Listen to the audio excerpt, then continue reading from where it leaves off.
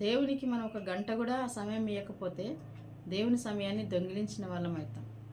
మనం ప్రార్థనలో దేవునితో ఏకాంతంగా గడపడం అనేది చాలా అవసరం. ఎందుకంటే దేవుడు యేసుక్రీస్తు ప్రభువు దేవుడై ఉండి ఆయన మానవునిగా ఉన్నప్పుడు ఒంటరిగా దేవునితో ప్రతి ఉదయము, సాయంకాలము, రాత్రి ఆయన సమయం గడుపుతూ వచ్చినాడు కనుక ఆయన రక్తంలో కడగబడిన మనం, రక్షించబడిన మనం ఏకాంతంగా, వ్యక్తిగతంగా, ఒంటరిగా ఆయనతో సమయం గడపడం అనేది చాలా అవసరం.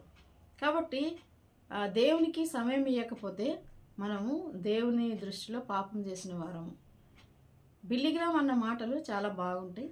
బిల్లిగ్రామ్ గారు ఏమన్నారంటే, పాపం చేసే వ్యక్తి ప్రార్థన చేయలేడు, ప్రార్థన చేసే వ్యక్తి పాపం చేయలేడు. ఇదంత సత్యం కదా. నిజంగా మనం ప్రార్థన చేస్తే పాపం దగ్గరికి మనం వెళ్ళలేం.